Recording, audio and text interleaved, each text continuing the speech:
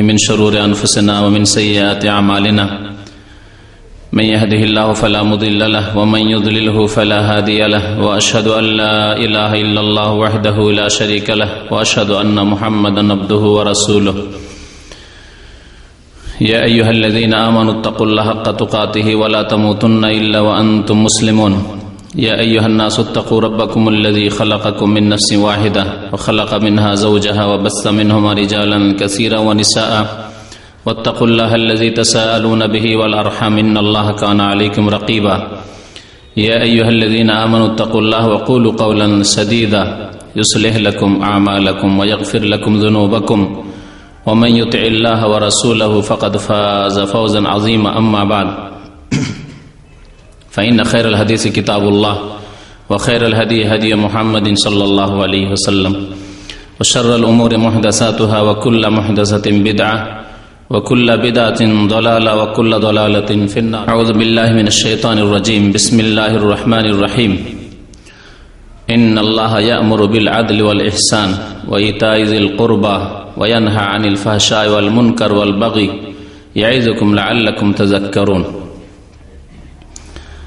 মহান আল্লাহর সমস্ত প্রশংসা যে আল্লাহ পাক রব্বুল আলামিন আমাদেরকে সৃষ্টি করেছেন এবং আমাদেরকে প্রত্যেক সৃষ্টির উপর দয়া করা এবং সদাচরণ করার আদেশ প্রদান করেছেন।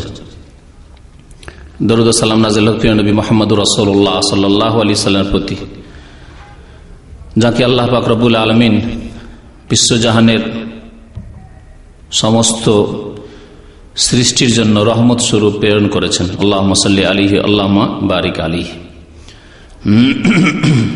আজকে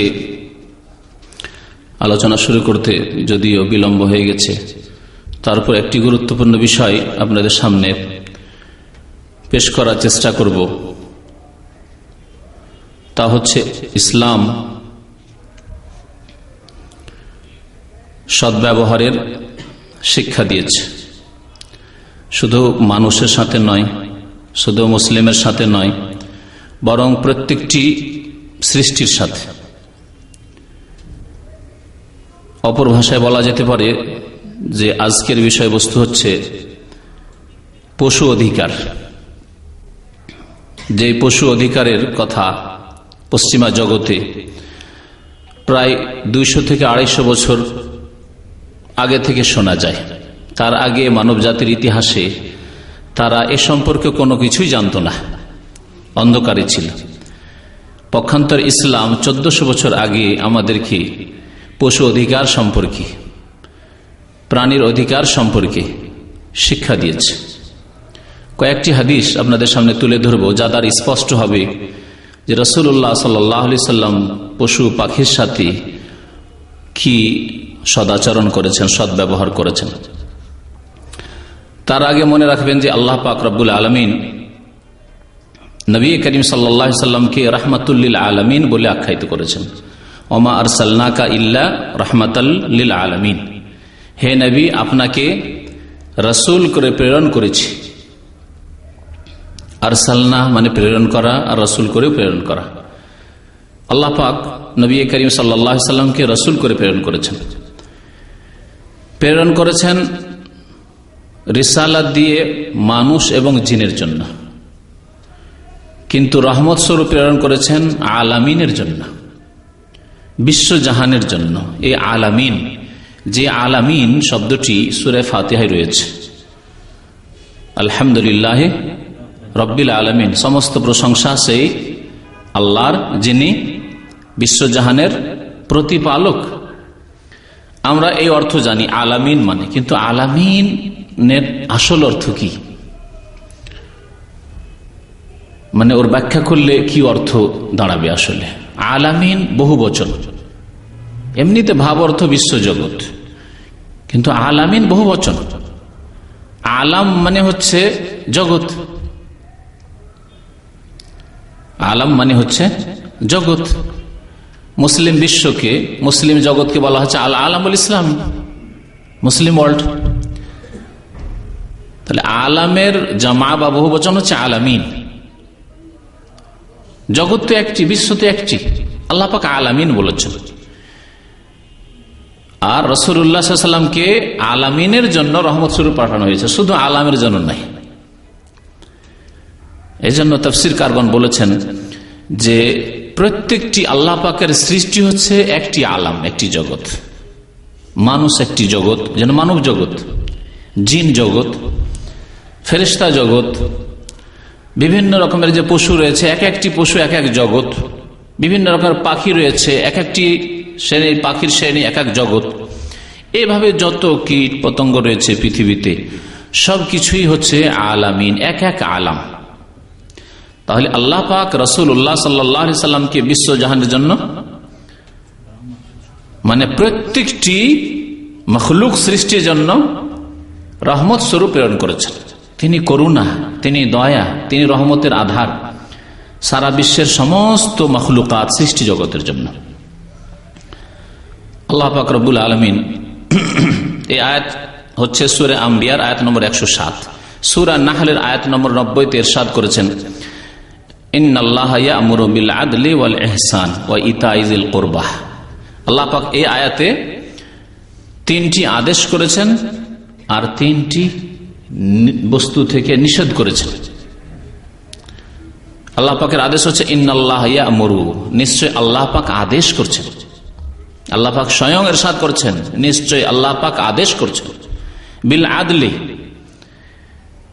ন্যায় বিচারের, ন্যায় পরায়ণতার, ন্যায় নীতির আল্লাহর আদেশ। ইনসাফ করা, ন্যায় নীতি অবলম্বন করা, ন্যায় শুধু বিচার করা, ন্যায় কথা বলা, ন্যায্য কথা বলা এবং ন্যায্য কাজ করা। কথা এবং কাজ উভয়কে শামিল। আল্লাহ পাক এই ইনসাফ, এই ন্যায় পরায়ণতার আদেশ করেছেন কথার ক্ষেত্রে, কাজের ক্ষেত্রে। কথা বলবেন তখন ন্যায়সঙ্গত কথা বলবেন, কাজ করবেন তখন ন্যায়সঙ্গত কাজ করবেন। আল্লাহ পাকের এই আদেশ, একটি আদেশ আল্লাহ পাক রব্বুল আলামিনের, বিশাল অর্থের মধ্যে রয়েছে বিল আদল। এর সাথে আরো বলি আপনাদেরকে যে এই আয়াত প্রত্যেকটি জুমার খুতবা, ঈদের খুতবায় ভালো করে মনোযোগ দিয়ে শুনলে বুঝবেন যে আরবিতে পড়া হয়। যখন খুতবা শেষ হতে যায় তখন এই আয়াতটি সাধারণত খতিবগণ পড়ে থাকেন। ইন্নাল্লাহা ইয়া'মুরু বিল আদল ওয়াল ইহসান, আল্লাহ পাক সৎ ব্যবহারের আদেশ করেছেন। ইহসান মানে সৎ ব্যবহার করা, সদ আচরণ করা, ইহসান। যদি ইহসানের আরো ব্যাপক অর্থ রয়েছে। ইহসান মানে নিষ্ঠার সাথে কোনো কাজ করা, ইখলাসের সাথে কাজ করা, এগুলি অর্থ ইহসানের মধ্যে রয়েছে। হাসান থেকে ইহসান, ভালো ভালো আচার আচরণ করা, ভালো কথা বলা, ইহসান আল্লাহ পাক আদেশ করেছেন। ওয়া ইতা'i যিল কুরবা, এবং আত্মীয় স্বজনকে, যারা অভাবী, যাদের প্রয়োজন রয়েছে, তাদেরকে আল্লাহ পাক দেওয়ার আদেশ করেছেন।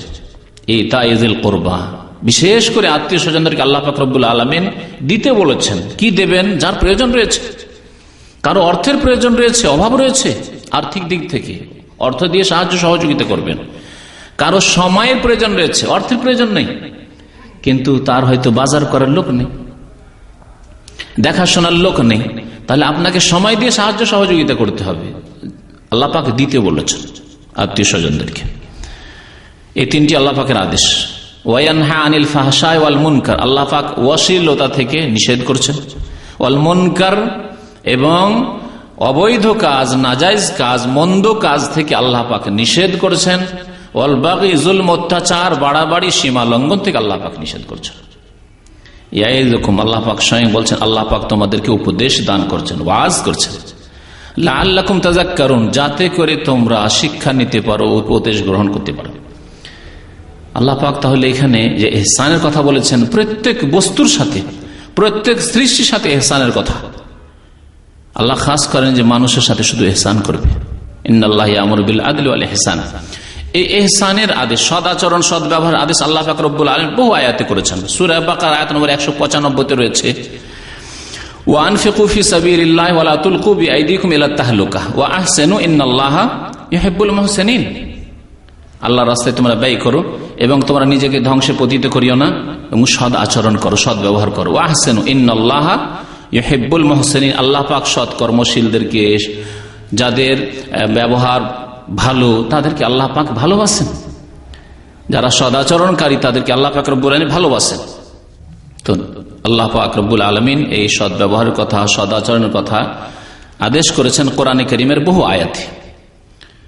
কারণের ঘটনায় আল্লাহ পাক রব্বুল আলামিন বলেছেন ওয়া আহসিন কামা আহসানাল্লাহু ইলাইক। কারণকে যখন উপদেশ দেওয়া হয়, আল্লাহ পাক যেমন তোমার উপর ইহসান করেছেন তেমন তুমিও মানুষের সাথে সৎ ব্যবহার করো, বাড়াবাড়ি সীমা লঙ্ঘন করিও না, জুলম অত্যাচার করিও না।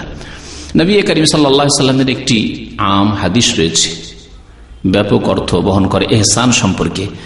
সাদ্দাদ বিন আওস রাদিয়াল্লাহু তাআলা আনহু হাদিসটি বর্ণনা করেছেন, বলছেন যে সিনতানে হাফিজতুহুমা আন রাসূলিল্লাহ সাল্লাল্লাহু আলাইহি সাল্লাম, দুইটি হাদিস আমি রাসূলুল্লাহ সাল্লাল্লাহু আলাইহি সাল্লাম থেকে মুখস্থ রেখেছি, বা দুইটি বিষয় মুখস্থ রেখেছি। তারপরে একটি বিষয় বর্ণনা করেছেন, ইন্নাল্লাহ কাতাবাল ইহসানা আলা কুল্লি শাই। রাসূলুল্লাহ সাল্লাল্লাহু আলাইহি ওয়াসাল্লাম ইরশাদ করেছেন, ইন্নাল্লাহ কাতাবাল ইহসানা আলা কুল্লি শাই। আল্লাহ পাক রব্বুল আলামিন ইহসান মানে সৎ ব্যবহার, সৎ আচরণ প্রত্যেক বস্তুর ক্ষেত্রে ফরজ করেছেন। প্রত্যেক বস্তু সেই বলা হয়েছে, প্রত্যেক সৃষ্টি এমন পর্যন্ত বলা হয়নি, প্রত্যেক বস্তুর সাথে সৎ ব্যবহার করতে বলা হয়েছে। তারপরে নবী করিম সাল্লাল্লাহু আলাইহি সাল্লাম দু একটি বিষয়কে ব্যাখ্যা করে বোঝাচ্ছেন। ফাইজা কাতালতুম ফাআহসিনুল কিতলাতা, যখন তোমরা কোনো কিছুকে হত্যা করবে তো ফাআহসিনুল কিতলাতা, সুন্দরভাবে হত্যা করবে। হত্যাও আবার সুন্দর হয়, হত্যাও সুন্দর হয়। ফাআহসিনুল কিতলাতা, যখন হত্যা করবে তখন সুন্দরভাবে হত্যা করবে। একটা কষ্টদায়ক পশু বা কোনো প্রাণী রয়েছে, হত্যা করছেন, সাপ হত্যা করছেন, আপনি বাঘ হত্যা করছেন, আপনি যা কিছু কষ্টদায়ক হয় মানুষের জন্য, যা কষ্টদায়ক হত্যা করার আদেশ করা হয়েছে বা হুকুম দেওয়া হয়েছে। নবী করিম সাল্লাল্লাহু আলাইহি ওয়াসাল্লাম যেমন বলেছেন যে খামসু ফাওয়াসিকা, পাঁচটি নাফরমান পশু রয়েছে, ইউকতালনা ফিল হিল ওয়াল হারাম, যা হত্যা করা যাবে হারাম এরিয়াতে হত্যা করা যাবে, মক্কাতুল মুকাররমায়, আর বাইরে হালাল এরিয়াতে হত্যা করা যাবে। যেগুলি তাহলে কষ্ট দেয় বা আপনার ধন সম্পদ নষ্ট করে সেগুলি হত্যা করা যাবে।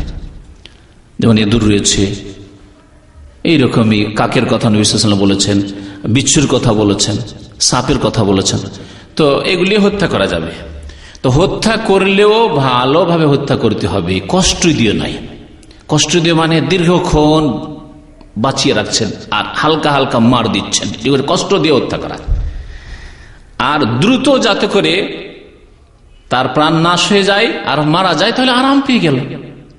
এটা হচ্ছে ফাআহসিনুল কিতলাতা, ভালোভাবে হত্যা করা।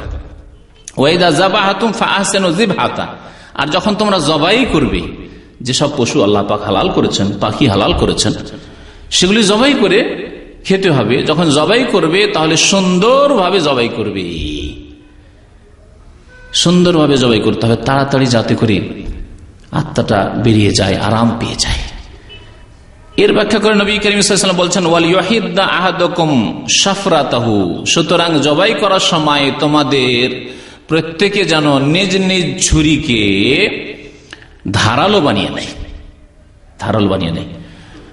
তাহলে ধার নেই বা ধার কম আছে, ভোথা হয়ে আছে, এইরকম চাকু দিয়ে, এইরকম অস্ত্র দিয়ে আপনি জবাই করবেন। গরু জবাই করবেন না, খাসি জবাই করবেন না, মোরগ মুরগি জবাই করবেন না, তেজ করে নিতে হবে, ধারালো বানিয়ে নিতে হবে। নবী করিম সাল্লাল্লাহু আলাইহি ওয়াসাল্লাম বলেছেন ওয়াল ইউরিহ যাবিহাতাহু, এবং যেই পশুকে তুমি জবাই করছো বা পাখিকে জবাই করছো তাকে আরাম পৌঁছাবে, আরাম পৌঁছাতে বলছেন নবী করিম সাল্লাল্লাহু আলাইহি ওয়াসাল্লাম। তাহলে আল্লাহ পাক যে বলেছেন রাহমাতুল লিল আলামিন, নবী করিম সাল্লাল্লাহু বিশ্বজাহানের জন্য রহমত স্বরূপ এসেছেন, তাহলে যেসব পশুকে আল্লাহ পাক হালাল করেছেন সেগুলির জন্য জবাইয়ের শর্ত রয়েছে, সেগুলির ক্ষেত্রেও আরাম দিয়ে জবাই করতে হবে। এ হচ্ছে ইসলামের আদেশ। নবী করিম সাল্লাল্লাহু আলাইহি ওয়াসাল্লাম রাহমাতুল লিল আলামিন ছিলেন যে এই ছোটখাটো বিষয় সেগুলিও তুলে ধরেছেন উম্মতের সামনে, সাহাবায়ে কেরামদেরকে শিক্ষা দিয়েছেন এবং তারা আমাদের পর্যন্ত পৌঁছিয়ে দিয়েছেন। নবী করিম সাল্লাল্লাহু আলাইহি ওয়াসাল্লামের থেকে বেশ কিছু এইরকম বর্ণনা আছে যে ঘটনাগুলির কথা নবী করিম সাল্লাল্লাহু আলাইহি ওয়াসাল্লাম উল্লেখ করেছেন। বিভিন্ন পশুর সাথে ভালো আচরণের জন্য তার কি পরিণাম কি হয়েছে, খারাপ আচরণের জন্য কি পরিণাম হয়েছে, এগুলি দ্বারা বোঝা যায় যে ইসলামে পশুর কি অধিকার রয়েছে। এখানে এই পশুর অধিকার সম্পর্কে এই ঘটনাগুলি উল্লেখ করার আগে একটি কথা বলবো, যদি ইসলামে পশুর এই অধিকার থাকে যে পশুর সাথেও সৎ আচরণ করতে হবে, সৎ ব্যবহার করতে হবে, ইহসান করতে হবে, তাহলে মানুষ যদি হয় সে মুসলিম হোক আর কাফের হোক, এমনকি শত্রু হোক, আল্লাহ পাক রব্বুল সূরা মায়েদার প্রথম রুকুতে ইরশাদ করেছেন, ওয়ালা ইয়াজরিমান্নাকুম শানাআনু কওমিন আলা আল্লা তা'দিলু, কোন জাতির সাথে তোমার যদি শত্রুতাও থাকে, শত্রুতা আছে, তার জন্য তুমি সাবধান। ওয়ালা ইয়াজরিমান্নাকুম শানাআনু কওমিন আলা আল্লা তা'দিলু, নাইনসাফি করবে, অন্যায় করবে, বাড়াবাড়ি করবে, খবরদারি কোন কাজ করবে না। এ দেলু, ন্যায় বিচার করবে, ন্যায় নীতি অবলম্বন করবে।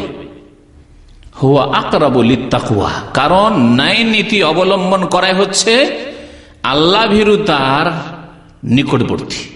অর্থাৎ যেই ব্যক্তি আল্লাহকে ভয় করে সেই ব্যক্তি ন্যায় নীতি ছাড়া অন্যায়ের নীতিতে যেতে পারে না, জুলম অত্যাচার করতে পারে না। তাহলে আল্লাহ পাক রব্বুল আলামিন যদি শত্রুর সাথে, যে আপনার শত্রু সুযোগ পেলে আপনাকে হত্যা করে দেবে, তার সাথে যদি এই আচরণ করতে বলেন যে তার সাথে ও ন্যায় নীতি অবলম্বন করবে, তাহলে আপনার যদি মুসলিম ভাই হয়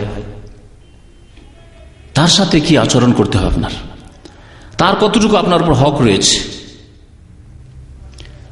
তাহলে যে ইসলাম এই শিক্ষা দিয়েছে মুসলিমের সাথে সদাচরণ, মানুষের সাথে সদাচরণ, এমনকি পশু পাখি কীট পতঙ্গের সাথে সদাচরণ, সেই ইসলাম কি সন্ত্রাসের শিক্ষা দিতে পারে? সেই ইসলাম কি বলতে পারে যে মানুষকে খুন করো, যেখানে সেখানে বোমা পেতে রেখে দাও আর উড়িয়ে দাও, ঘর বাড়ি উড়িয়ে দাও, স্টেশন উড়িয়ে দাও, বাস স্ট্যান্ড উড়িয়ে দাও ইত্যাদি, এসব শেখাতে পারে? কখনো নয়। তাহলে সন্ত্রাস ইসলাম বিরোধী কাজ। ইসলাম সম্পর্কে যার সম্যক জ্ঞান রয়েছে, ইসলামী বিধান সম্পর্কে যার জ্ঞান রয়েছে, সে কোনোদিনই এই রকমের অন্যায় কাজে, জুলম অত্যাচারে জড়িত হতে পারে না। ইসলাম এই শিক্ষা দেয় না। তাহলে ইসলাম সম্পর্কে বা মুসলিম সম্পর্কে যারা বলে তারা আসলে ইসলামের শত্রু। আর কিছু যুবক ছেলে যাদের কাছে ইসলামের জ্ঞান নেই, মাদ্রাসা স্কুলে সামান্য কিছু পড়াশোনা করেছে, ইসলাম সম্পর্কে তেমন জ্ঞান নেই, তাদেরকে ইসলামের শত্রুরা এসব ক্ষেত্রে ব্যবহার করছে ইসলামকে বদনাম করে দেওয়ার জন্য। এইভাবে এক সেই লোক বিভ্রান্ত হয়েছে। যারাই বিভ্রান্ত হয়েছে দেখবেন তাদের শিক্ষাগত যোগ্যতা একেবারেই নেই, দিন সম্পর্কে তেমন কোনো জ্ঞান নেই। আরেকটি কথা মনে রাখবেন যে বর্তমান যুগে মুসলিম হিসাবে মুসলিমদের ওপর বিভিন্ন জায়গায় সারা বিশ্বে যে জুলম অত্যাচার হচ্ছে, সে জুলম অত্যাচার হওয়ার কারণে কোথাও হয়তো প্রতিক্রিয়া দেখা যাচ্ছে। অনেকে আবেগে এসে শরীয়ত বা দ্বীনের বিধান, ইসলামের বিধান, নবী সাল্লাল্লাহু আলাইহি ওয়াসাল্লামের যে আদর্শ রয়েছে তার হয়তো খেয়াল রাখছেন, সেটি তার ব্যক্তিগত দোষ হতে পারে। এটিকে এইভাবে উদাহরণ দেওয়া যেতে পারে যে একজন মানুষের উপর জুলম অত্যাচার করতে গিয়ে তার গলা যদি টিপে ধরে নেন, তাহলে তার অবস্থা কি হবে? হ্যাঁ, তার অবস্থায় হবে চোখ বড় বড় করে দিবে, যেন আপনার দিকে চোখ গরম করে তাকাচ্ছে, চোখ গরম করে তাকাচ্ছে, চোখ বড় বড় করে দিয়ে চোখ গরম করে তাকাচ্ছে। সে চোখ গরম করে আসলে তাকায় না, এমন করে তার গলা টিপা ধরেছেন যে গলা টিপার কারণে চোখগুলি বড় বড় হয়ে গেছে। আর আপনি তাকে ধমক দিচ্ছেন, কেন তুমি আমার দিকে চোখ বড় করে তাকাচ্ছ, আমাকে গরম দেখাচ্ছ, মেজাজ দেখাচ্ছ। আসলে সে আপনাকে মেজাজও দেখায় না, আপনাকে ধমকও দেয় না, তার এমন করে গলা টিপে ধরেছেন যে চোখ বড় বড় করে দিয়েছে।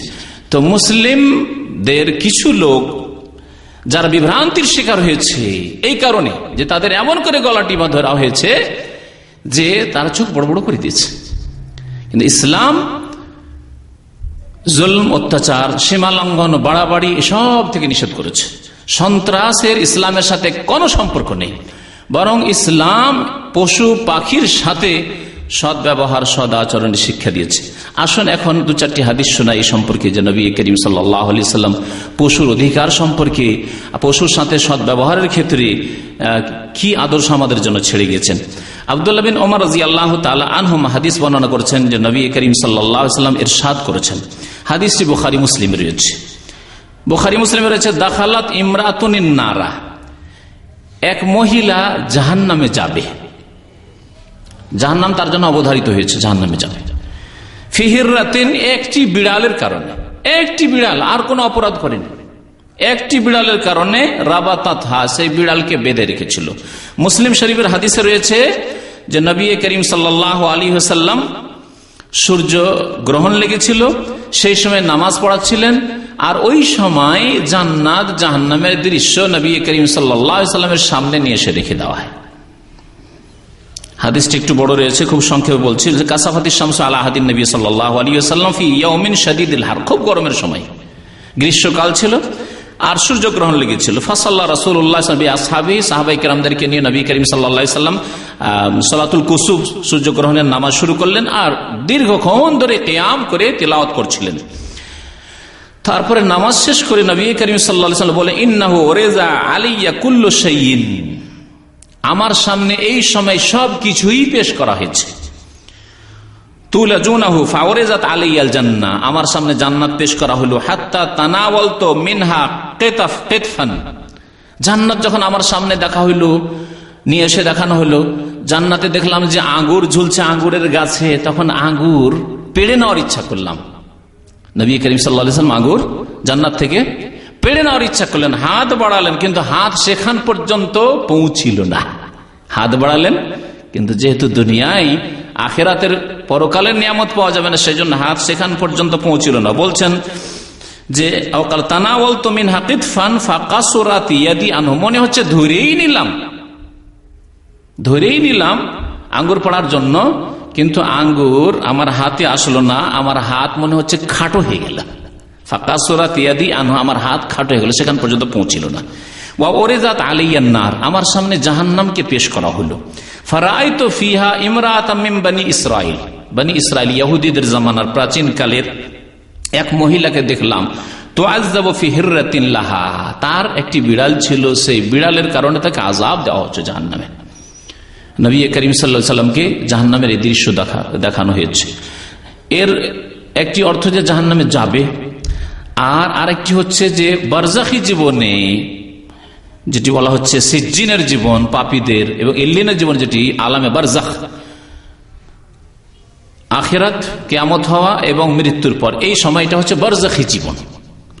পৃথিবী এবং কিয়ামতের মাঝখানে যে একটা স্তর, এই বারজাখী জীবনে আযাব হয় অসৎ লোকদেরকে, আর সৎ লোকদের জন্য আল্লাহ পাকের নিয়ামত রয়েছে। নবী করিম সাল্লাল্লাহু আলাইহি ওয়াসাল্লাম এই বারজাখী জীবন দেখলেন, এবং সেই মহিলা জাহান্নামে যাবে। কেন? রাবাতাথা ফালাম তুতামহা, বিড়ালটিকে একদিন বেঁধে রেখে দিয়েছিল, এমন করে বেঁধে রেখেছে দীর্ঘ সময় ধরে, আর খেতেও দেয়নি কিছু। ফালাম তুতামহা ওয়ালাম তাদাহা তাকুলু মিন খাসাসিল আরদ, আর ছাড়েও নি, যে এদিক সেদিক কীট পতঙ্গ আছে, পোকামাকড় আছে, খেয়ে দিয়ে বাঁচবে, তার জন্য ছাড়েনি। ফাদাখালাতিন নার, সুতরাং ওই মহিলা জাহান্নামে গিয়েছে। নবী করিম সাল্লাল্লাহু আলাইহি ওয়াসাল্লাম ইরশাদ করলেন। এখানে আরেকটি ঘটনার দিকে ইঙ্গিত করেছেন নবী করিম সাল্লাল্লাহু আলাইহি ওয়াসাল্লাম। আরবদের মধ্যে এক ব্যক্তি যার নাম ছিল আমর ইবনে লুহাই, আমর ইবনে লুহাই, এই ব্যক্তির ইতিহাস হচ্ছে যে মক্কাতুল মুকাররমায় প্রথম সে মূর্তি পূজা, প্রতিমার পূজা চালু করেছিল। এই শিরক কুফরি প্রথম চালু করেছিল। শাম দেশে ব্যবসা করতে গিয়েছিল, সেখানে গিয়ে দেখলো পত্তলিকরা পুতুল পূজা করছে হিন্দুদের মতো। তখন ওখানে গিয়ে একটি দেবতা দেখতে খুব ভালো লাগলো, পাথর, তখন ওই পাথরটি উঠিয়ে নিয়ে আসলো, যে দেবতার নাম হচ্ছে হোবাল দেবতা। ওটাকে নিয়ে আসে কাবার ছাদের উপর রেখে দিল, আল্লাহর ঘর কাবাতুল্লাহর ছাদের উপর রেখে দিয়েছিল। তারপরে একটা থেকে দুটো তিনটে করতে করতে করতে 300 বছরের মধ্যে 360টি মূর্তি ঘিরে নিয়েছে কাবা শরীফকে। কাবার চারিদিকে 360টি মূর্তি। নবী করিম সাল্লাল্লাহু আলাইহি সাল্লামের যখন আবির্ভাব হইল, রাসূল হয়ে আসলেন, দেখলেন হাওলাল কাবাতে 360 সানামান, কাবার চারিদিকে শুধু 360টি মূর্তি। এই যে শিরক কুফরি চালু করেছে আল্লাহর সবচেয়ে পবিত্র স্থানে, আল্লাহর ঘরে, সেই জন্য তার আযাবও খুব শক্ত। নবী করিম সাল্লাল্লাহু আলাইহি ওয়াসাল্লাম যখন জাহান্নামের দৃশ্য দেখলেন, বলে ওয়ারাইতু আবা সুমামা আমর ইবনে মালিক, আমর ইবনে লুহাই কে আমর ইবনে মালিকও বলা হয়েছে, পূর্বপুরুষ দিকে কখনো নিসবত করা হয়েছে। কি অবস্থায় দেখলেন? ইয়াজুররু উসবাহু ফিন্নার, জাহান্নামে তার আঁত, পেটের আঁত, নাড়ি ভুঁড়ি সব বেরিয়ে গেছে, আর সে তাতেই সে গড়াগড়ি করছে। নাড়ি ভুঁড়ি সব বেরিয়ে গেছে আর নাড়ি ভুঁড়ি নিয়ে টানছে, চলছে, সব বেরিয়ে আছে। এই ভয়ঙ্কর দৃশ্যে নবী করিম সাল্লাল্লাহু আলাইহি সাল্লাম এই আমর ইবনে লুহাইকে দেখেছিলেন। এই হাদিস প্রমাণ করে যে একটি বিড়ালকে যদি কেউ কষ্ট দেয় তো জাহান্নামে যেতে হইতে পারে। তাহলে ইসলাম কিভাবে প্রাণীর অধিকার, পশুর অধিকার সংরক্ষণ করেছে? পশুর অধিকার যদি সংরক্ষণ করে, তাহলে আপনার প্রতিবেশী যদি কোনো অমুসলিম থাকে, কেউ কাফের থাকে, কেউ যদি পাপীও থাকে, তাহলে তার যে মানুষ হিসাবে যে অধিকার রয়েছে, সে অধিকার ইসলামে অধিকারের হেফাজত করা হয়েছে, অধিকারের সংরক্ষণ করা হয়েছে। আর একটি হাদিস শোনাই, একটি বিড়ালকে কষ্ট দিয়ে বা মেরে দিয়ে জাহান্নামে যেতে হলো, আর একটি কুকুরকে বাঁচিয়ে দিয়ে জান্নাতে গেল এক পাপী মহিলা। আবু হুরায়রা রাদিয়াল্লাহু তাআলা আনহু হাদিস বর্ণনা করেছেন, আন্না রাসূলুল্লাহ সাল্লাল্লাহু আলাইহি ওয়াসাল্লাম قال রাসূলুল্লাহ সাল্লাল্লাহু আলাইহি ওয়াসাল্লাম ইরশাদ করেছেন, বাইনামা রাজুলুন ইয়ামশি বিতারিকিন ইশতাদ্দা আলাইহিল আতাশ। একবার একজন লোক, প্রাচীন যুগের ঘটনা, নবী করিম সাল্লাল্লাহু আলাইহি ওয়াসাল্লামের আগমনের অনেক আগের ঘটনা। একজন লোক রাস্তা দিয়ে চলছে, সেই সময় হঠাৎ করে পিপাসা লাগলো, খুব গরমের দিন পিপাসা লাগলো। ফাওয়াজাদা বিরান ফানাজালা ফিহা ফাশারিবা সুম্মা খারাজ। দেখলো এদিক সেদিক, দেখে একটা কূপ পেল, কূপে গিয়ে পানি নিল, পানি নিয়ে সে পানি পান করলো, আর তৃপ্তি হওয়ার পরে সেখান থেকে বেরিয়ে পড়লো। ফায়জা কালবুন ইয়ালহাসু ইয়াকুলু সারা মিনাল আতাশ। একটু দূরে গিয়ে দেখছে যে একটি কুকুর পড়ে আছে, গড়াগড়ি করছে, আর পানি, কুকুরকে পিপাসা লেগেছে, পানি পাচ্ছে না, তখন জিহ্বা বের করে দেয়। কুকুরের স্বভাব হচ্ছে জিহ্বা বের করে দেয়, জিহ্বা বের করে দিয়ে মাটিতে মুখটা ঢুকিয়ে দিয়েছে, আর চেষ্টা করছে যে মাটি থেকে যদি পানি বেরোয় একটু রস পাওয়া যায়, এই চেষ্টা করছে কুকুর। ফাকাল আর রাজুলু, ওই ব্যক্তি মনে মনে বলল, লাকাদ বালাগা হাযাল কালবা মিনাল আতাশ মিসলাল্লাযী কানা বালাগা বি। আমি অনুভব করতে পারছি যে এই কুকুরকে ওই পিপাসায় লেগেছে, যেই পিপাসায় আমি পেরেশান হয়ে গেছিলাম। আমিও মনে মনে ভাবছিলাম যে কিছুক্ষণ পানি না পেলে আমিও শেষ হয়ে যাব, আমার প্রাণ নাশ হয়ে যাবে। ওই রকমই কষ্ট হচ্ছে কুকুরকে। সুতরাং করলো কি, ফানাজালাল বিরা ফামালা খুফাহু। এই হাদিসে মনে রাখবেন একজন পুরুষ লোকের কথা বলা হয়েছে, রাজুলান। আরেকটি হাদিস আসছে, সেখানে একজন মহিলার কথা বলা হয়েছে। উলামায়ে কেরাম বলেছেন যে হতে পারে দুইটি ভিন্ন ভিন্ন ঘটনা, কোনো বিচিত্র নেই যে দুইটি ভিন্ন ভিন্ন ঘটনা। আর এরও সম্ভাবনা আছে যে বর্ণনাকারী, কোন এক বর্ণনাকারী সাহাবায়ে কেরামের পরে কোন বর্ণনাকারীর হয়তো ভ্রম হয়ে গেছে, তাও হইতে পারে। সেই ব্যক্তি কূপের কাছে আসলো, দেখলো বালতি নেই। ফামালা খুফাহু, নিজের মোজা, চামড়ার মোজা, তখনকার যুগে চামড়ার মোজা, চামড়ার মোজা নামিয়ে দিয়ে মোজা দিয়ে পানি উঠালো। কোনো বাসনপত্র নাই যে পানি উঠাবে, মোজাতে করে পানি উঠালো। সুম্মা আমসাকাহু বিফিহি, নামতে হয়েছে কূপে, কূপে নেমে দুই হাত ধরে তো কোন রকম কূপ থেকে উঠছে, তাহলে ওই মোজা নিয়ে উঠবে কি করে? মোজাটাকে মুখে ধরলো, মুখে ধরলো, সেই মোজাকে ধরে পানি নিয়ে আসছে কুকুরের জন্য। ফাসাকাল কালবা, তারপরে কুকুরকে পানি পান করিয়ে দিল। ফাশাকার আল্লাহু লাহু ফাগাফারা লাহু, আল্লাহ পাক রব্বুল আলামিন তার এই সৎ কাজের মূল্য দান করলেন। আল্লাহ পাক শুকরিয়া করলেন, মানে আল্লাহ পাক মূল্য দান করলেন। কোরআনে কারীমের অনেক আয়াতে রয়েছে ওয়াকান আল্লাহু শাকিরান আলিমা, আল্লাহ পাকের নাম হচ্ছে শাকুর। তো আল্লাহ পাক শুকরিয়া আদায় করেন মানে কি? যেই ব্যক্তি আল্লাহ পাকের ইবাদত বন্দেগী করে, আল্লাহ পাকের আনুগত্য করে, আল্লাহর দিন মেনে চলে, তার আমলের মূল্যদান করে। ফাগাফারা লাহু, সুতরাং আল্লাহ পাক ওই লোকটিকে মাফ করে দিলেন, মার্জনা করে দিলেন। কালু ইয়া রাসূলুল্লাহ, সাহাবায়ে কেরামদের প্রশ্ন হলো, হে আল্লাহ রাসূল সাল্লাল্লাহু আলাইহি ওয়াসাল্লাম, ওয়া ইন্না লানা ফিল বাহাইমি লাআজরান, চতুষ্পদ জন্তু, হিংস্র জন্তু, কুকুর, অন্যান্য প্রাণী রয়েছে, এগুলি তো কি আমাদের আবার নেকি আছে নাকি? সাহাবারা জিজ্ঞাসা করলেন উত্তর নেওয়ার জন্য। নবী করিম সাল্লাল্লাহু আলাইহি ওয়াসাল্লাম শুধু বললেন না এই কথা যে কুকুরের নেকি আছে, বা গৃহপালিত পশুতে নেকি আছে, বরং বললেন প্রত্যেকটি জীব যার প্রাণ আছে, ফিকুল্লি জাতে কাবেদিন রাতাবাতিন আজরুন, প্রত্যেক জীব যার প্রাণ আছে, পোকা মাকড় হোক না কেন, কীট পতঙ্গ হোক না কেন, তাতেই নেকি রয়েছে, এই জন্য নবী করিম সাল্লাল্লাহু আলাইহি ওয়াসাল্লাম বলেছেন যে চাষিরা যখন চাষাবাদ করে শস্য খেতে, তা থেকে কিছু পাখি খায়, কিছু বিভিন্ন পশুতে খায়, সবগুলি তার জন্য সাদাকা। নবী করিম সাল্লাল্লাহু আলাইহি ওয়াসাল্লাম ইরশাদ করেছেন। মুত্তাফাকুন আলাইহি, বুখারী মুসলিম শরীফের হাদিস। মুসলিমে রয়েছে, আবু হুরায়রা রাদিয়াল্লাহু তাআলা আনহু বর্ণনা করেছেন, আন্না ইমরাতান বাগিয়ান, এক অসতী নারী, ব্যভিচারকারিণী নারী, চরিত্রহীন নারী ছিল, তাহলে তার জন্য জাহান্নাম অবধারিত ছিল। কিন্তু রাত কালবান ফি ইয়াউমিন হারিন, গ্রীষ্মকালে দেখলো একটি কুকুরকে, ইয়তিফু বিবিরিন, কূপের কাছে এসেছে আর ঘোরাঘুরি করছে, কোঁর চারিদিকে ঘোরাঘুরি করছে, নামলে তো পড়ে গেলে আর উঠতে পারবো না, আর পানিতে ওর মুখও যাচ্ছে না। কাদ আদলা লিসানাহু মিনাল আতাশ, পিপাসার তাড়নায় জিহ্বা বের করে দিয়েছে, আদলা লিসানাহু, জিহ্বা বের করে দিয়েছে।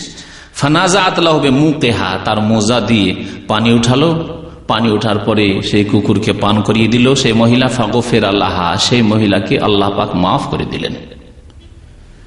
এ হচ্ছে ইসলাম, যে প্রাণীর সাথে সদ আচরণ করায় আল্লাহ পাক রব্বুল আলামিন ওই ব্যক্তিকে মাফ করে দিলেন।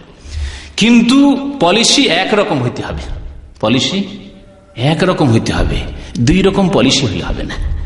আজকাল পশ্চিমা জগতে পলিসি দুই রকমের।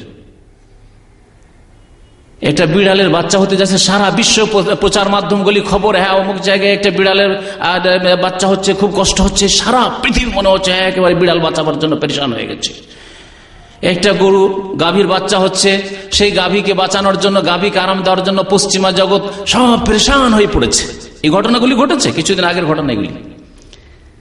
সমস্ত প্রচার মাধ্যম প্রচার করছে অমুক এই করলো সেই করলো, কিন্তু লক্ষ লক্ষ মুসলিম নারী, শিশু, বৃদ্ধ প্যালেস্টাইনে, গাজায়, আফগানিস্তানে, ইরাকে, সারা বিশ্বের বিভিন্ন জায়গায় মুসলিম যেখানে আছে, তখন প্রাণীর অধিকার কোথায় ছিল? ও তো গেলই। মানব অধিকার কোথায় ছিল? তাও গেল। তখন মানব অধিকার নেই। এইরকম দুই রকম পলিসি কেন? সুতরাং তাদের কাছে আসলে মানবাধিকার নেই, তাদের কাছে আছে শক্তিকার, ক্ষমতাকার, ক্ষমতা আছে বাস,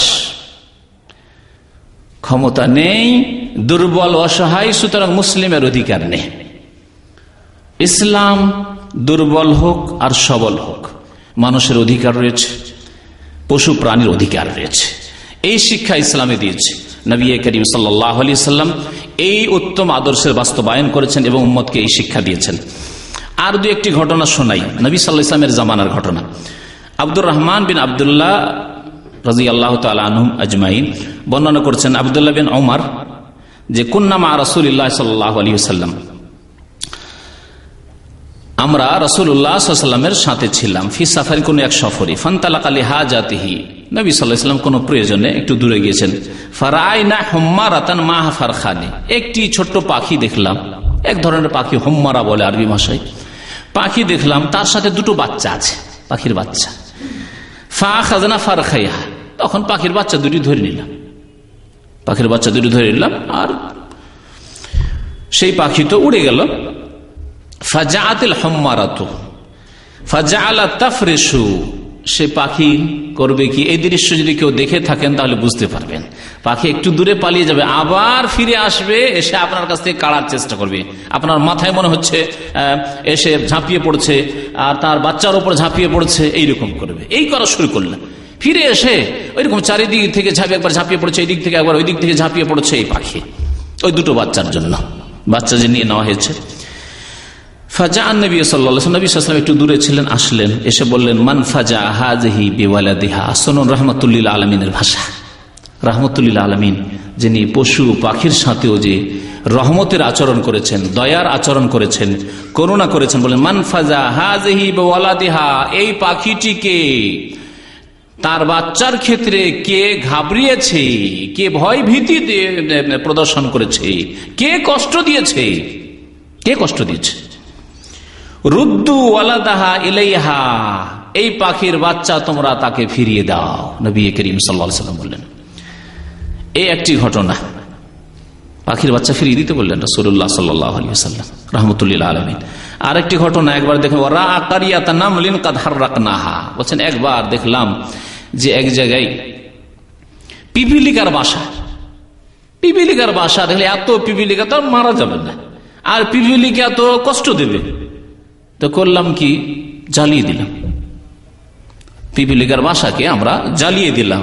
নবী করিম সাল্লাল্লাহু আলাইহি ওয়াসাল্লাম কি বললেন, মান হাররাকা হাযিহি, এই পিপিলিকার বাসাকে কে আগুন লাগিয়ে জ্বালিয়েছে, কেন জ্বালিয়েছো তোমরা? কুলনা নাহনু, আমরা বললাম আমরাই তো জ্বালিয়েছি ইয়া রাসূলুল্লাহ। ক্বাল ইন্নাহু লা ইয়ানবাগি আন ইউআযযিবা বিন-নার ইল্লা রাব্বুন-নার,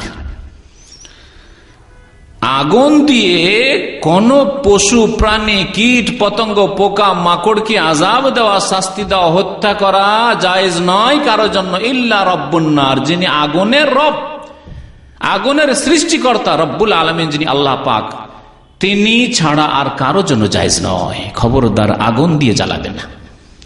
আমাদের সমাজে ওই আপনার সাজনার গাছে পোকা হয়, দেখেছেন তো না? অধিকাংশ মানুষ এই পোকাকে কি করে, আগুন দিয়ে জ্বালায়। আচ্ছা,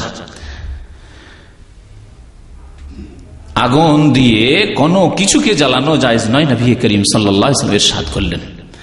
আর একটি হাদিস শুনুন, এটাও প্রাচীন যুগের ঘটনা, আবু হুরায়রা রাদিয়াল্লাহু তাআলা আনহু বর্ণনা করেছেন, আবু দাউদের হাদিস ছিল আগেরটি। রাসূলুল্লাহ সাল্লাল্লাহু আলাইহি ওয়াসাল্লাম ইরশাদ করেছেন, নাযালা নাবিয়্যুন মিনাল আমবিয়া তাহতা শাজারাতিন, কোন এক নবী, সেই নবীর নাম উল্লেখ করা হয়নি, কোন এক নবী এক গাছের নিচে অবস্থান করলেন আরাম বিশ্রামের জন্য। ফালাদাগাথু নামলা, বিশ্রাম করছেন, ওই সময় একটি পিপিলিকা এসে তাকে দংশন করেছে। ফামারা বিজাহাজিহি ফাউখরিজা মিন তাহতিহা, ওই যে পিপিলিকার বাসা ছিল, দংশন করেছে একটি পিপিলিকায়, বাসা ছিল, পুরো বাসাটাকে এদিক সেদিক বিক্ষিপ্ত করে দেওয়ার আদেশ করলেন ওই নবী। সুম্মা আমারা বিবাইতিহা ফাউহরিকা বিন-নার, তারপরে আগুন লাগিয়ে দিতে বললেন, তারপরে আগুন লাগিয়ে দিতে বললেন সেই নবী, আগের যুগের নবী আলাইহিস সালাতু ওয়াস সালাম। ফাআউহাল্লাহু ইলাইহি, আল্লাহ পাক ওহী করলেন তাকে, ওই নবীকে ওহী করলেন, ফাহাল্লা নামলাতান ওয়াহিদা, ওহী কি করলেন, ফাহাল্লা নামলাতান ওয়াহিদা, তোমাকে দংশন করেছিল একটি পিপিলিকায়, একটি পিপিলিকাকে তুমি মারতে, সেই পিপিলিকাকে মারতে যেটি তোমাকে কষ্ট দিয়েছিল, পুরো পিপিলিকার বাসাকে আগুন দিয়ে কেন জ্বালিয়ে দিলে তুমি? আল্লাহু আকবার। ফাহাল্লা নামলাতান ওয়াহিদা, মুত্তাফাকুন আলাইহি, বুখারী মুসলিমের হাদিস, মুসনাদ আহমদের হাদিস রয়েছে। ইসলাম এই শিক্ষা দিয়েছে যে একটি পিপিলিকা কষ্ট দিলে আপনি পিপিলিকার বাসা, পুরো বাসাকে আপনি একেবারে ধ্বংস করে দিলেন, জ্বালিয়ে দিলেন, কেন এই কাজ করলেন? নবীকে আল্লাহ পাক রব্বুল আলামিন সতর্ক করছেন, সাবধান করছেন। আর একটি হাদিস দিয়ে শেষ করছি, হাদিসটি বাইহাকিতে রয়েছে এবং মুসলিম শরীফের সংক্ষেপে রয়েছে, প্রথম দিকে রয়েছে। আব্দুল্লাহ বিন জাফর রাদিয়াল্লাহু তাআলা আনহু বর্ণনা করছেন, আরদাফানি রাসূলুল্লাহ সাল্লাল্লাহু আলাইহি ওয়াসাল্লাম যাতা ইয়াউমিন খালফাহু, একদিন রাসূলুল্লাহ সাল্লাল্লাহু আলাইহি ওয়াসাল্লাম তার উটের পেছনে আমাকে সওয়ার করলেন। জাফর বিন আবি তালিব, জাফর তাইয়ার শহীদ হয়ে গিয়েছিলেন, তার ছোট ছোট বাচ্চারা ছিল, নবী খুব আদর করতেন তাদেরকে, ইয়েতিম ছেলেদেরকে উটের পেছনে চাপাতেন। আজকাল কি এমন আছে যে সাইকেলের পিছনে, যদি ওই রকম বিশিষ্ট ব্যক্তি হয়, ডাক্তার, ইঞ্জিনিয়ার, সাইকেলের পিছনে একজনকে উঠাবে, আর তাও যদি শিশু হয়, বালক হয়, অথবা সাধারণ মানুষ হয়, নবী করিম সাল্লাল্লাহু আলাইহি ওয়াসাল্লাম নিজের উটের পিঠে উঠাতেন। এই ছিল নবী সাল্লাল্লাহু আলাইহি ওয়াসাল্লাম নমনীয়তা, খাকসারি, তাওয়াদু। ফাআসারা ইলাইয়া হাদিসান লা উহাদ্দিসু বিহি আদান মিনান নাস, আমার সাথে চুপি সুরে কিছু কথা বললেন যা আমি বর্ণনা করতে চাই না। ওয়া কানা আহাব্বা মাস্তাতারা বিহি রাসূলুল্লাহ সাল্লাল্লাহু আলাইহি ওয়াসাল্লাম লিহাজাতি হাদাফুন আও হায়শু নাখলিন ইয়ানি হায়াতান, রাসূলুল্লাহ সাল্লাল্লাহু আলাইহি ওয়াসাল্লাম যখন কাজে হাজাতে যেতেন পেশাব পায়খানার জন্য, তখন আড় করতেন। আড় কি দিয়ে? কোনো উঁচু জায়গা দেখতেন, জায়গা দেখে আড় করে বসতেন, অথবা দেখতেন কোথাও দেয়াল আছে, দেয়ালের আড় করে বসতেন যাতে করে পর্দা হয়। খেজুরের গাছ আছে, খেজুর গাছের আড়ে গিয়ে বসতেন, এইরকম ভাবে কাজে হাজাতে বসতেন। ফাদাখালা হায়াতান লিরাজুলিন মিনাল আনসার, আনসারীদের এক বাগানে, খেজুর বাগানে প্রবেশ করলেন। ফাইজা ফিহে জামালুন, সেখানে গিয়ে দেখেন যে একটি উট আছে, উট। ফালাম্মা রাআন নবী সাল্লাল্লাহু আলাইহি ওয়াসাল্লাম জারাফাত আইনাহু যখন সেই উটটি নবী করিম সাল্লাল্লাহু আলাইহি সাল্লামকে দেখলো, তখন উট কান্না শুরু করলো। সুবহানাল্লাহ, উটে কান্না শুরু করলো। ফালাম্মা রাআন নবী সাল্লাল্লাহু আলাইহি ওয়াসাল্লাম যারাফাত আইনাহু, নবী করিম সাল্লাল্লাহু আলাইহি সাল্লামকে দেখে উটে কান্না শুরু করেছে। নবী করিম সাল্লাল্লাহু আলাইহি সাল্লাম প্রথম কথা ওহী তার উপর হয়েছে, ওহীর দ্বারা বুঝছেন। তারপরে অবস্থা দেখছেন যে উটে কান্না করছে। قال فاتاه النبي صلى الله عليه وسلم فمسح سراته الى سنامه وزفريه فسكن। তারপরে রাসূলুল্লাহ সাল্লাল্লাহু আলাইহি ওয়াসাল্লাম উটের কান্না দেখে কাছে আসলেন। আসার পর রাহমাতুল্লিল আলামিন গায়ে হাত বুলালেন, পুরো গায়ে হাত বুলালেন। বলছেন যে চূড়া থেকে শুরু করে পাছা পর্যন্ত সেই উটের গায়ে হাত ফিরালেন নবী করিম সাল্লাল্লাহু আলাইহি ওয়াসাল্লাম, হাতে মোবারক। ফাসাকানা, তখন শান্ত হয়ে গেল, কান্না বন্ধ হয়ে গেল। উট কান্না করলে একটা আওয়াজ করে, কান্না বন্ধ হয়ে গেল। তারপরে নবী করিম সাল্লাল্লাহু আলাইহি ওয়াসাল্লাম জিজ্ঞাসা করেন, মান রাব্বু হাযাল জামাল, এই উটের মালিক কে? এই উটের মালিক কে? লিমান হাযাল জামাল, এই উট কার? কাল ফাজা ফাতাম আল আনসার, কেউ বলছে না, তার মধ্যে একজন যুবক, আনসারী যুবক এসে বলছেন যে হুয়া লি ইয়া রাসূলুল্লাহ, এই উটটি আমার উট। ফাকালা রাসূলুল্লাহ সাল্লাল্লাহু আলাইহি ওয়াসাল্লাম ইরশাদ করলেন, আলা তাত্তাকিল্লাহ ফি হাযিহিল বাহিমাতে, আল্লাহকে ভয় করো না এই চতুষ্পদ জন্তু সম্পর্কে। চতুষ্পদ জন্তুর উপর জুলুম অত্যাচার করার ক্ষেত্রে আল্লাহকে ভয় করো না। আল্লাহকে যদি ভয় করতে হয় চতুষ্পদ জন্তুর ক্ষেত্রে, তাহলে কোন মানুষের ক্ষেত্রে কত ভয় করা উচিত, কোন মুসলিমের ক্ষেত্রে কত ভয় করা উচিত। আজকে বাংলাদেশে যে বড় বড় অফিসারদেরকে, বড় বড় আর্মির অফিসারদেরকে যে জবাই করে দেওয়া হইল, এটি কি মানুষের কাজ? পাশবিক চরিত্র। ইসলাম এই শিক্ষা দেয় না। যদি কেউ শোষণ হয়, কারো শোষণ হয়, কেউ যদি শোষিত হয়, কারো উপর জুলম অত্যাচার হয়, তাহলে নবী করিম সাল্লাল্লাহু আলাইহি ওয়াসাল্লাম যা শিখিয়েছেন তা হচ্ছে আল্লাহর কাছে তোমার হকের জন্য দোয়া করো যে আল্লাহ আমার হক আমার কাছে ফিরিয়ে দাও।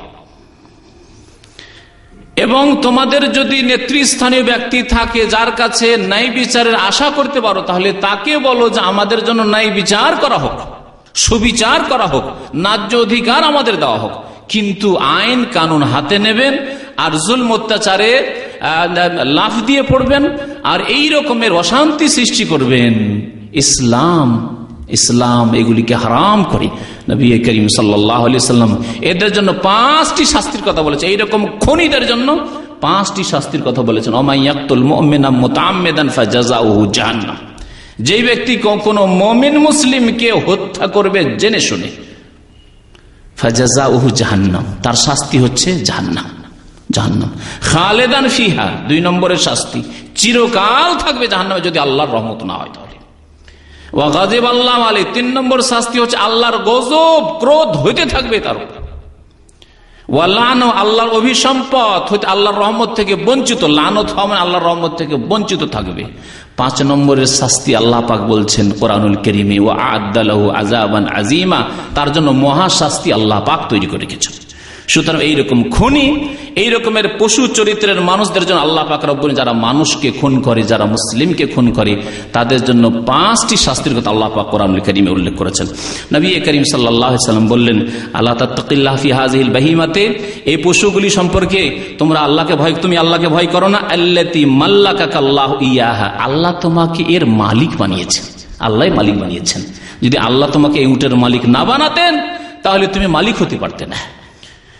ফাইন্নাহা তাশকু ইলাইয়া আন্নাকা তুজিউহু ওয়া তুদইবুহু, এই উট এসে আমার কাছে অভিযোগ করছে, রাসূলুল্লাহ সাল্লাল্লাহু আলাইহি ওয়াসাল্লামের কাছে উট এসে অভিযোগ করছে, আমার কাছে এসে অভিযোগ করছে। রাসূলুল্লাহ সাল্লাল্লাহু আলাইহি ওয়াসাল্লাম বলছেন যে তুমি একে খিদায় রাখো, ভালো করে খেতে দাও না, অতুদইবুহু, কষ্টকর কাজ নাও, কাজ নিচ্ছ ভারী আর খেতে দাও কম, খাবারে কম করো, এইরকম জুলম অত্যাচার করো তুমি। আলা তাত্তাকিল্লাহ ফি হাযিহিল বাহিমাতি, রাসূলুল্লাহ সাল্লাল্লাহু আলাইহি ওয়াসাল্লামের কত সুন্দর কথা, স্বর্ণ অক্ষর দিয়ে লিখার মতো কথা, রাসূলুল্লাহ সাল্লাল্লাহু আলাইহি ওয়াসাল্লামের কথা, কোরআনুল কারীমের কথার পরে সবচেয়ে উত্তম কথা, এতে কোনো সন্দেহ নেই। এইরকম আদর্শ কি কোন বিধানে রয়েছে ইসলাম ছাড়া? ইসলাম হচ্ছে এই শান্তির দিন, ইসলাম হচ্ছে এই ন্যায় বিচারের দিন, ইসলাম হচ্ছে এই সুবিচারের দিন। আল্লাহ পাক রব্বুল আলামিন যারা আমাদেরকে বুঝার তৌফিক দান করেন এবং আমল করার তৌফিক দান করেন, আল্লাহ পাক আমাদেরকে একে অপরের হক সম্পর্কে সচেতন হওয়ার জন্য তৌফিক দান করেন, আমাদের মুসলিম ভাই বোনদের হক আদায় করার জন্য যথাযথ তৌফিক দান করেন, মানুষ হিসেবে মানুষের হক আল্লাহ পাক আমাদেরকে আদায় করার জন্য তৌফিক দান করেন, যার যে হক আমাদের উপর রয়েছে আল্লাহ পাক যেন সুন্দরভাবে সুষ্ঠুভাবে আদায় করার তৌফিক দান করেন, নবী করিম সাল্লাল্লাহু আলাইহি ওয়াসাল্লামের আদর্শ মোতাবেক আমাদেরকে জীবনযাপনের জন্য তৌফিক দান করেন। আমিন ইয়া রাব্বাল আলামিন। ওয়া সাল্লাল্লাহু আলা নবিয়িনা মুহাম্মদ ওয়া আলা আলিহি ওয়া সাহবিহি আজমাইন। প্রশ্ন করছেন যে আমার শ্বশুরকে আমি কিছু সহযোগিতা করতে চাই, কিন্তু আমার মা তা মেনে নেবেন, এভাবে এখন সময় আছে, যদি কেউ প্রশ্ন করে কাগজ দিয়ে দেন। এখন কিভাবে মায়ের মনে কষ্ট না দিয়ে কি বলেন, আবার বলুন। শ্বশুরকে ভাই সহযোগিতা করতেছেন কিন্তু তার মা মেনে নেবেন, এখন কিভাবে মায়ের মনে কষ্ট না দিয়ে সহযোগিতা? প্রথম কথা, আপনার ধন সম্পদের আপনি মালিক। ধন সম্পদ যা কিছু উপার্জন করছেন তার মালিক আপনার মা বাবা নয়, তবে তাদের প্রয়োজন মোতাবেক আপনার ধন সম্পদ থেকে আপনার বিনা অনুমতিতে নিতে পারে।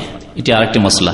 মাতা পিতার সম্পর্কে আমার 3টি যে বক্তব্য আছে তাতে এগুলি কথা বিস্তারিত এসেছে। মাতা পিতার অধিকার, মাতা পিতার অবাধ্যতা এবং পিতা মাতার করণীয়, এই 3টি বিষয় পারিবারিক ক্ষেত্রে অত্যন্ত গুরুত্বপূর্ণ বিষয়, যেগুলিতে আপনি এসবের উত্তর পাবেন। তো বলতে চাইছিলাম যে আপনার মা বাবার হক হচ্ছে তাদের প্রয়োজন আপনার কাছ থেকে নেবে, আপনার অনুমতির প্রয়োজন নেই। আপনার ধন সম্পদে আপনার বাড়ি থেকে নেবে, চিকিৎসার জন্য, খাওয়া দাওয়ার জন্য, বসবাসের জন্য নেবে।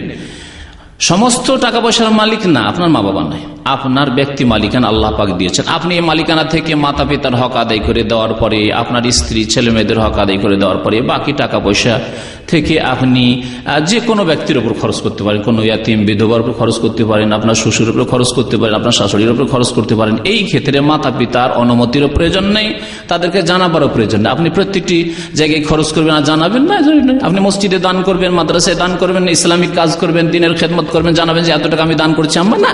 ঠিক তেমনি আপনার শ্বশুর শাশুড়িকে দিচ্ছেন, আপনার জানাবার কোনো প্রয়োজন নেই। আরেকটি প্রশ্ন করছেন যে কেউ যদি আল্লাহর নামে শপথ করে কিন্তু সেই শপথকে পালন করতে পারল না, এই ক্ষেত্রে তার কি করে? কেউ যদি আল্লাহর শপথ করে আর যদি শপথ পালন না করতে পারে, মানে শপথ ভঙ্গ করে, তাহলে তার কাফফারার কথা আল্লাহ পাক উল্লেখ করেছেন। কাফফারায় প্রথম বলেছেন যে ফাতাহিরুর রাকাবা, গোলাম আজাদ করা। তো আজকাল গোলামের যুগ নেই, গোলাম নেই, সুতরাং সেটি শেষ।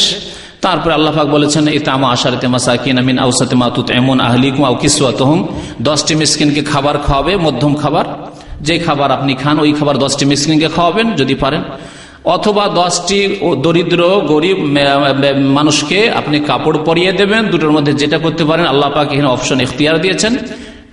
আর তা যদি না পারেন তাহলে 3টি রোজা রাখবেন। তাহলে 3টি রোজা চলবে না যখন আপনি পারছেন 10টি লোককে খাওয়াতে। ভাই বলছেন যে আমি গাড়ি চালাই, অনেক সময় কোন জায়গায় 10 টাকায় যায়, কিন্তু যাত্রীর নিকট অনেক সময় দেখা যায় 15 টাকা চাইলে সে বসে যায়, তাহলে আমার জন্য এই বেশি টাকা নেওয়া জায়েজ হবে কি? যদি অল্প স্বল্প হয়, যাতে ধোকাবাজি নয় বা শোষণ নয়, তাহলে জায়েজ আছে। 10 টাকার জায়গায় 15 টাকা হওয়া স্বাভাবিক। হয়তো 15 টাকা যাওয়ার সময় হয়তো 10 টাকা একটা লোক বেশি কষাকষি করছে, তখন 15 টাকার রেট হয়তো আছে, আপনি 10 টাকাতে যাচ্ছেন, ওই রকমই 10 টাকার জায়গায় 15 টাকা, এটা চলতে পারে। কিন্তু 10 টাকার জায়গায় 20 টাকা নেবেন, 20 টাকার জায়গায় 40 টাকা নেবেন, এটা জুলম। যেমন একটা ঘটনা মনে করিয়ে দিলে এতে, আমাদের এক দায়ী ভাই দিনাজপুর বাড়ি ছিল অনেক দিন আগে, প্রায় 8-9 বছর আগে। এখানে দামামে এসছেন আলহাসা থেকে, আলহাসায় থাকেন, দামামের কিছু চেনেন না, গালফিয়ার ধরে যাবেন, উনি বাহরাইন হয়ে বাংলাদেশ যাবেন। বেচার কাছে মাত্র 60টি টাকা না 50টি টাকা ছিল। এখানে এসেছে, আসার পরে এই সেন্টারের নিচে এখানে শিকো থেকে একটা গাড়ি ধরেছে, লেমুজিন। আর তাও আফসোসের কথা যে বাংলা ভাষী লেমুজিন, বড় আফসোসের কথা।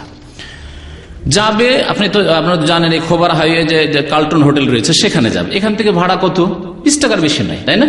15 থেকে 20 টাকা ভাড়া, 15 থেকে 20 টাকা ভাড়া, জানা আছে আমার। ওকে বলেছেন না ভাড়া 50 টাকা, ও তো আর কিছু জানে না। ঠিক আছে ভাই, আমার কাছে 50টা টাকা আছে, যদি আরো আমাকে বাহরাইন পর্যন্ত যেতে হবে, 5টা টাকা নাস্তা পানির জন্য আমাকে যদি দিয়ে দেন। এই জালেম 5 টাকাও তাকে দেয়নি, ও 50 টাকাই নিয়ে নিয়েছে। তো এগুলো হচ্ছে জুলম, অত্যাচার। বাকি 10 টাকার জায়গায় 15 টাকা, কোনো অসুবিধা নেই ইনশাআল্লাহ তাআলা। জি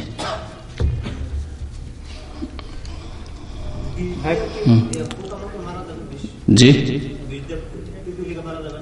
মারা যাবে যদি কষ্ট দেয়, তাহলে কষ্ট দেয়। আর যেখানে আপনার কষ্ট হয় না, মাঠে ঘাটে আছে থাক। পোকামাকড় বিষ দিয়ে আপনার বাড়িতে বা বাড়ির উঠানে যেখানে উঠা বসা করছেন সেখানে আপনার কষ্ট দিচ্ছে, তাহলে মারবেন। আর যদি কষ্টদায়ক জীবজন্তু মারা যাবে। আর যদি কষ্ট না হয়, এমন জায়গা আছে যে আপনার কোন রকমের কষ্ট দেয় না, তাহলে মারা যাবে না। এক ভাই বলছেন যে ডিএক্সএন বিজনেস জায়েজ। ডিএক্সএনের বিজনেস আমার এতদিন পর্যন্ত যা জানা আছে তা জায়েজ নয়, আল্লাহু আলাম। জি, এক ধরনের জুয়া, তারপরে তাতে রয়েছে মানে অস্পষ্টতা ইত্যাদি বিভিন্ন কারণ রয়েছে। আমার মনে হয় তাহরিক পত্রিকাতে এরকম একটা জবাব এসেছে, একজন ফটোকপি করে আজকে দিল আমাদের এক ভাই, তো ওইটা হয়তো ফটোকপি করে আপনাদেরকে দেওয়া যেতে পারে, জায়েজ নাই। কথাই ডিএকশনের ব্যবসা, এই মানে চালাকি এর সাথে চাতুরতার সাথে এই জুয়ার ব্যবসা, জুয়া সুদ এসব মিলিয়ে ব্যবসা, জায়েজ নাই। আমরা আল্লাহু আকবার বলে পশু জবাই করি, এতে কি হবে না অন্য কিছু আরো? বিসমিল্লাহ, আল্লাহু আকবার তো বলা সুন্নত। এর আগে কোরবানির মাসলা মাসাইল আলোচনা করতে গিয়ে জিলহজ মাসে বলেছে যে বিসমিল্লাহ বলা ফরজ আর আল্লাহু আকবার বলা সুন্নত। হ্যাঁ, ওয়ালা তাকুরু মিম্মা লাম ইউযকার ইসমুল্লাহ আলাইহি, ইসমুল্লাহ আল্লাহর নাম উচ্চারণ করতে বলা আছে, তাহলে বিসমিল্লাহ বলতে হবে, বিসমিল্লাহ আল্লাহু আকবার এইভাবে বলতে হবে। বলছেন যে গর্ভবতী হওয়ার পর বাচ্চা নষ্ট করে দেওয়া আর জন্ম নিয়ন্ত্রণ পদ্ধতি ব্যবহার করা একই রকমের। জন্ম নিয়ন্ত্রণ সম্পর্কে গত বছরের বা তার আগের বছর একটা আলোচনা আছে, গুরুত্বপূর্ণ বিভিন্ন দিক নিয়ে আলোচনা করা হয়েছে, সেটা আশা করি শুনবেন। যদি বিস্তারিত শুনতে হয়, জানতে হয়, তাহলে জন্ম নিয়ন্ত্রণ বা এইভাবে বাচ্চা নষ্ট করা সবগুলি মাসলা মাসাইল তাতে আলোচনা হয়েছে, 1.5 ঘন্টার বক্তব্য আছে, শুনবেন। আর গর্ভধারণ করে নেওয়ার পরে যে কোনো অবস্থায় হোক বাচ্চা নষ্ট করা জায়েজ নাই, সে আত্মা আসুক আর না আসুক, 120 দিন হোক আর নাই হোক, গর্ভধারণ করে নেওয়ার পরে বাচ্চা নষ্ট করা হারাম, হারাম। এক ভাই ইন্টারনেটের টেলিফোন সম্পর্কে শুধুমাত্র বিশেষজ্ঞ স্পেশালিস্ট মুসলিম ডাক্তার যদি বলে যে এই বাচ্চা পেটে থাকলে মায়ের প্রাণ নাশ হবে, তাহলে এই ক্ষেত্রে ওলামারা ফুকাহারা বলেছেন যে মায়ের প্রাণ হচ্ছে চোখের সামনে, যে প্রাণ আছে দেখতে পাচ্ছি, কিন্তু পেটে যে বাচ্চা আছে এই বাচ্চার প্রাণ হচ্ছে সম্ভাব্য, মানে হইতেও পারে আবার নাও হইতে পারে। তাহলে একটা হচ্ছে সম্ভাব্য আর একটা হচ্ছে দেখতে পাচ্ছি যে চাক্ষুষী মহিলা আছে জীবন্ত, তাহলে এই জীবন্তর জীবন বাঁচানোর জন্য, জীবন রক্ষা করার জন্য তখন বাচ্চা নষ্ট করা যেতে পারে একটি অবস্থায়, শুধু মায়ের প্রাণ বাঁচানোর জন্য। আর যদি ডাক্তার বলেন না মায়ের কোনো অসুবিধা নেই, মায়ের প্রাণও বাঁচবে, এও বাঁচবে, তাহলে কোনো মতেই কোনো অবস্থাতেই জায়েজ নয়। কষ্ট হইলেও, ঘন বাচ্চা হইলেও 1 বছর পরে হয়ে যাচ্ছে বাচ্চা, কোনো অসুবিধা নেই। আল্লাহ পাক রব্বুল আলমিনের কাছে দোয়া করেন, তৌফিক দেবেন আল্লাহ পাক রব্বুল আলমিন। ফাতেমা রাদিয়াল্লাহু তাআলা আনহাকে যে তরিকা শিখিয়েছেন নবী করিম সাল্লাল্লাহু আলাইহি ওয়াসাল্লাম, যখন হাত ফুলে যাচ্ছিল ওই আটা পিসের চাকিতে, তখন কি শিখিয়েছিলেন? রাত্রে ঘুমাবার সময় সুবহানাল্লাহ 33 বার পড়ো, আলহামদুলিল্লাহ 33 বার পড়ো, আর 34 বার আল্লাহু আকবার পড়ো। এই আমল করেন শরীরে, নবী সাল্লাল্লাহু আলাইহি ওয়াসাল্লাম বলেছেন তোমার খাদেমের প্রয়োজন হবে না। আর সত্যি মানুষের মনোবল আসল বল, কিন্তু মনে যদি বল থাকে যে আমি এটা করে নিতে পারবো, সব করতে পারবেন।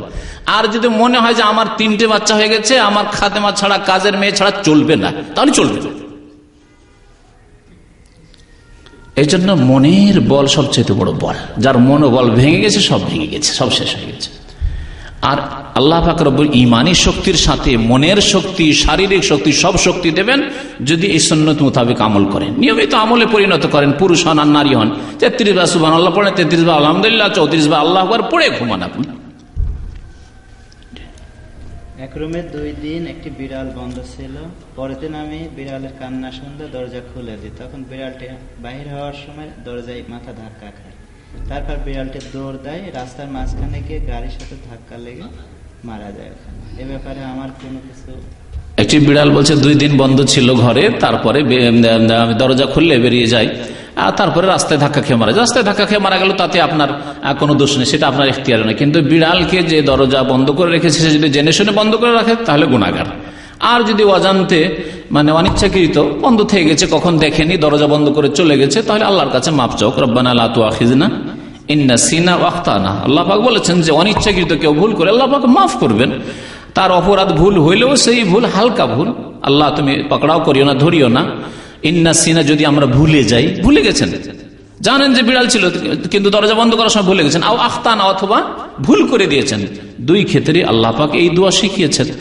সুতরাং এইরকম হইলে ইনশাআল্লাহ কোনো গুনাহ নাই, বা গুনাহ হইলেও আল্লাহ পাক মাফ করবেন। আর ইচ্ছাকৃত যদি করে থাকেন তো বড় গুনাহ করেছেন তাহলে তওবা করেন, এইরকম ইচ্ছা করে বন্ধ করে কষ্ট দেবেন না। জি, মোবাইল ইন্টারনেটে টেলিফোন করা সম্পর্কে, মোবাইল ইন্টারনেটে মানে মোবাইলে ইন্টারনেট লাগিয়ে টেলিফোন করা, এই ক্ষেত্রে এত বেশি প্রশ্ন আসে, এই জন্য এর উত্তর আজকাল আমি দেওয়া শুরু করেছি যে সৌদি সরকার যদি অনুমতি দেয় তাহলে করুন, আর যদি অনুমতি না দেয় তাহলে করিয়েন না। কারণ আমি দাম্মাম জেলে বক্তব্য করতে গিয়ে অন্তত মনে হয় 20-30 জন বাংলাদেশি যারা শুধু ইন্টারনেটের কেসে, অন্য কোনো অপরাধ ছিল না, 20-30 জন আছে, 100-র মধ্যে 100 বেশি হবে হয়তো, বড় যেটি সেন্ট্রাল জেল তাতে, তো তার মধ্যে 20-30 জন সবগুলি ইন্টারনেট কেস। তাহলে আপনাকে কেমন করে জায়েজ করো আপনার জন্য যেটা আপনার জন্য ক্ষতিকর? আল্লাহ বলছেন ওয়ালা তুলকু বিআইদিকুম ইলা তাহলুকা, একটু আগে আয়াত পাঠ করো, তোমরা নিজেকে ধ্বংস পতিত করিও না।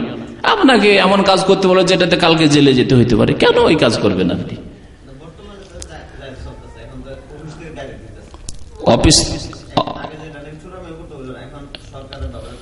অফিস যেখানে ইন্টারনেট ক্যাফে খোলা আছে সেখানে তো অনুমতি আছে, কিন্তু আপনার মোবাইলে অথবা নিজের ঘরে ইন্টারনেট লাগিয়ে এগুলি ধরছে, হ্যাঁ, ক্যাফে অনুমতি নেই। যদি অনুমতি থাকে, আমার অত জান আমি কারণ যাই নাই বলতে, আমি ওসবে যাই না। সুতরাং যদি অনুমতি থাকে, খুব সহজ কথা, যদি অনুমতি থাকে আপনার জন্য বিপদ না নিয়ে আসে এই কাজ, তাহলে করুন।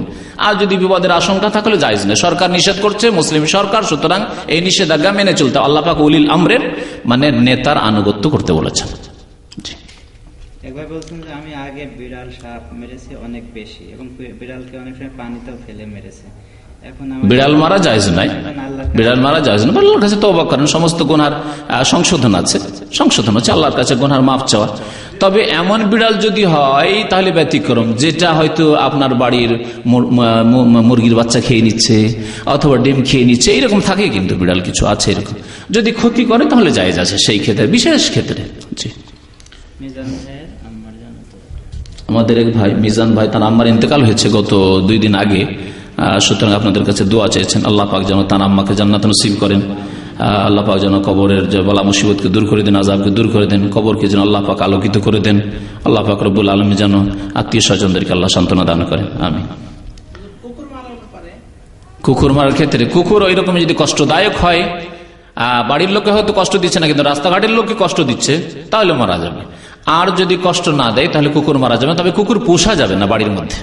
কুকুর বাড়ির মধ্যে পুষলে প্রত্যেক দিন 2 কিরাত করে 1 কিরাত করে নেকি কমতে থাকবে, সুতরাং নিষেধ করেছেন নবী সাল্লাল্লাহু আলাইহি ওয়াসাল্লাম বাড়ির মধ্যে কুকুর পুষতে। বাড়ির বাইরে কুকুর পুষতে হবে, বাড়ির বাইরে, মাঠে ঘাটে, রাস্তাঘাটে, বাইরে, এবং সেই কুকুর যেন রাস্তাঘাটের পথিকদেরকে বা যারা পথে চলছে তাদের কষ্ট না দেয়। হয়তো গ্রামের লোকে কষ্ট দেয় না, রাত দিন দেখছে, কিন্তু একটা মুসাফির লোক এসছে বা ঢিলা ঢালা লেবাস নিয়ে, এই জুব্বা নিয়ে যদি দেশে চলে তাহলে ওর উপরে ঝাঁপিয়ে পড়বে, কারণ তাকে দেখে ও লাগছে মানে নতুন লাগছে। তো এইরকম কষ্টদায়ক হলে কুকুর এরকম পোষা যাবে না। কুকুর পোষার শরীয়তে রয়েছে কুকুর 2 রকম, একটা ট্রেন কুকুর যেটা মুআল্লাম, এই ট্রেন কুকুর পোষা নবী সাল্লাল্লাহু আলাইহি ওয়াসাল্লাম সাহাবায়ে কেরামের জামানায় ছিল, ট্রেন কুকুর পুষতে পারবেন। আর তার লক্ষণ হচ্ছে 3টি, যখন ঝাঁপ দিতে বলবেন ধরো ধরবে, চোর ডাকাত এসছে ধরো ধরবে, থামো থামবে, আর যদি কোনো শিকারী পশু পাখিকে ধরে নিয়ে আসে তো সে একটু খাবে না, মনিবের জন্য নিয়ে আসবে। এই 3টি লক্ষণ যদি ট্রেন করে দিতে পারেন আর 3টি লক্ষণ যদি পাওয়া যায় তাহলে সেই কুকুর পোষা যাবে। আর এমনি সাধারণ কুকুর বাড়িতে পোষা যাবে। ব্যাস, সাল্লাল্লাহু আলাইহি ওয়া সাল্লাম, মুহাম্মদ ওয়া আলা আলিহি ওয়া সাহবিহি আজমাইন।